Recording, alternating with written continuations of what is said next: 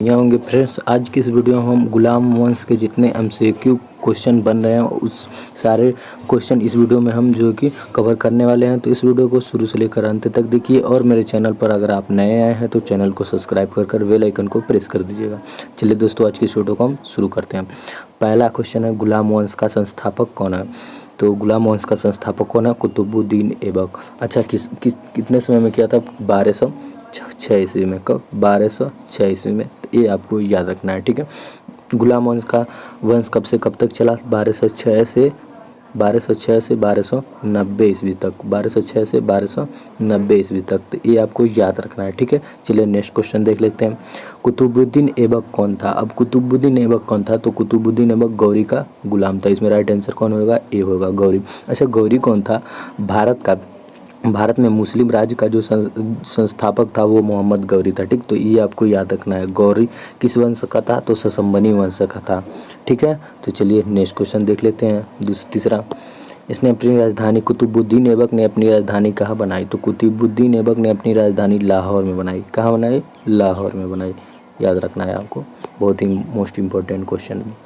कुतुब मीनार की नींव किसने डाली? तो कुतुब मीनार की नींव जो है कि किसने डाली? कुतुबुद्दीन ऐबक ने। अच्छा, कुतुब मीनार कहाँ स्थित है? तो कुतुब मीनार नई दिल्ली में स्थित है। कहाँ स्थित है? नई दिल्ली में स्थित है। तो ये आपको याद रखना है, ठीक है। चलिए नेक्स्ट क्वेश्चन देखते हैं। नेक्स्ट क्वेश्चन है, कुतुबुद्दीन ऐबक को किस अन्य नाम से भी जाना जाता है? तो कुतुबुद्दीन ऐबक जो है कि लाखों का दान देने वाला था, तो इसलिए इसे लाखों का बख्श कहा जाता है। लाख का बख्श कहा जाता है, यानी कि लाखों का दान देने वाला, ठीक है। चलिए नेक्स्ट क्वेश्चन देखते हैं।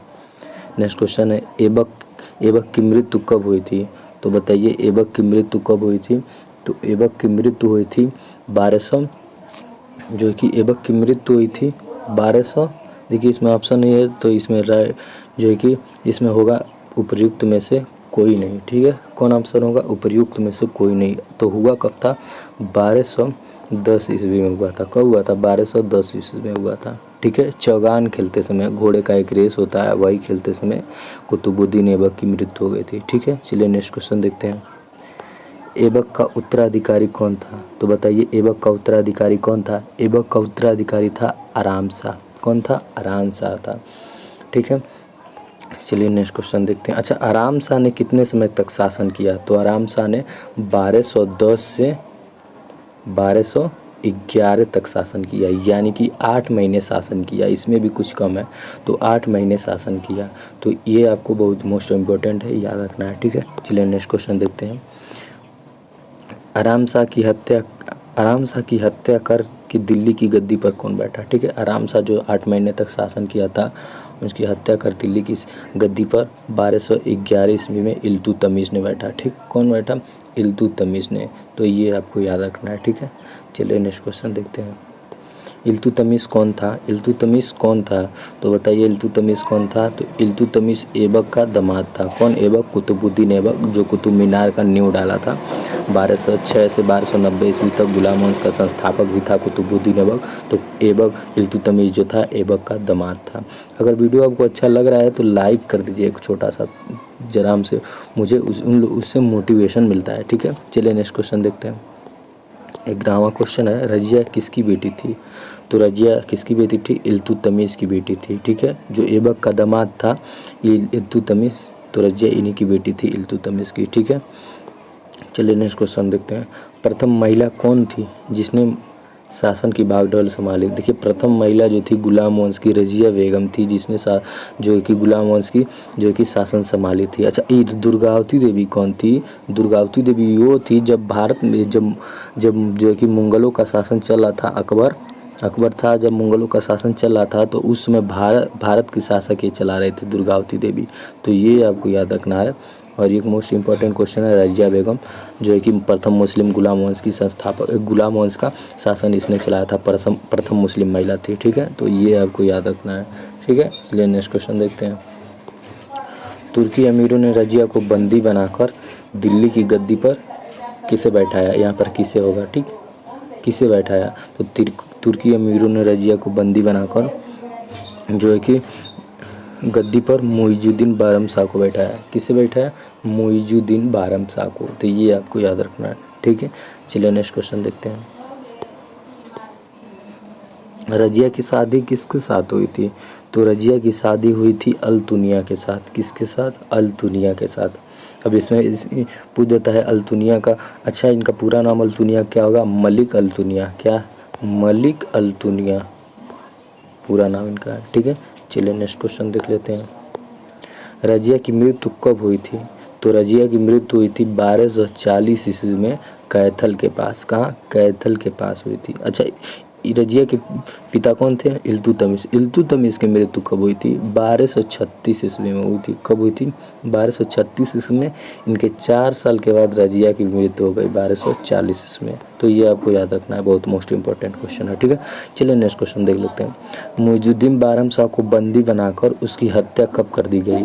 तो मुइजुद्दीन बारहमशाह को बंदी बनाकर उसकी हत्या 1242 ईस्वी में कर दी गई। ठीक, मुइजुद्दीन बारहमशाह को बंदी बनाकर, ये गद्दी पे था तो इसकी हत्या जो है कि बंदी इनको बनाकर और 1242 ईस्वी में इनकी हत्या कर दी गई। तो ये आपको याद रखना है कि इनकी हत्या 1242 में की गई थी। ठीक है ना।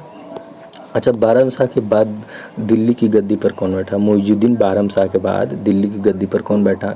तो मुइजुद्दीन बारहमशाह के बाद दिल्ली पर जो है कि अलाउद्दीन मसूद शाह बैठा। कौन बैठा? अलाउद्दीन मसूद शाह बैठा। जाहिर सी बात है, इसके बाद ये बैठा, यानी कि इसी ने हत्या करवाएगा, इसीलिए ये बैठा अलाउद्दीन मसूद शाह। ठीक, कौन बैठा? अलाउद्दीन मसूद शाह। चलिए नेक्स्ट क्वेश्चन देख लेते हैं। भारत में पोलो खेल का प्रचलन किसने किया? तो भारत में पोलो खेल का प्रचलन किसने किया? तो भारत में पोलो खेल का प्रचलन तुर्कों ने किया। ठीक है, तो ये आपको याद रखना है, पोलो खेल। ठीक, चलिए नेक्स्ट क्वेश्चन देखते हैं। कुतुब मीनार के कार्यों का किसने पूरा किया? तो कुतुब मीनार के कार्यों को किसने पूरा किया, बताइए? तो कुतुब मीनार के कार्यों को इल्तुतमिश ने पूरा किया। ठीक, कुतुब मीनार के कार्यों को किसने पूरा किया? तो कुतुब मीनार के कार्यों को जो है कि इल्तुतमिश ने पूरा किया। ठीक, चलिए नेक्स्ट क्वेश्चन देखते हैं। अल-बेरूनी का पूरा नाम क्या है, बताइए? अल-बेरूनी का पूरा नाम क्या है? अबू रेहान मोहम्मद। क्या है? अबू रेहान मोहम्मद। ठीक, चलिए नेक्स्ट क्वेश्चन देख लेते हैं।